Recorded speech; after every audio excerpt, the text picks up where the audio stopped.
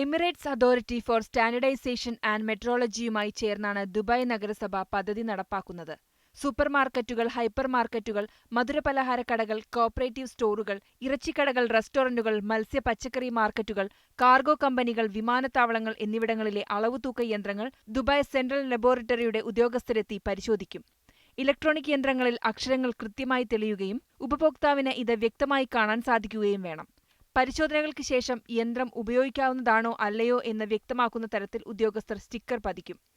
Verified, rejected എന്നിങ്ങനെ 2 തരം സ്റ്റിക്കറുകളാണ് ഉണ്ടാവുക. വെരിഫൈഡ് സ്റ്റിക്കർ പതിച്ച യന്ത്രങ്ങൾ തുടർന്നും ഉപയോഗിക്കാം. റിജക്റ്റഡ് സ്റ്റിക്കർ പതിച്ച യന്ത്രങ്ങൾ ഉപയോഗയോഗ്യമല്ല. തുടർന്നും ഇവ ഉപയോഗിക്കുകയോ സ്റ്റിക്കർ പറിച്ചുമാറ്റുകയോ ചെയ്താൽ നിയമ നടപടിയെടുക്കും. വ്യാപാരികൾ അവർ വിൽക്കുന്ന ഉൽപ്പന്നങ്ങൾക്കനുസരിച്ച് അനുയോജ്യമായ യന്ത്രങ്ങളാണ് ഉപയോഗിക്കേണ്ടത്.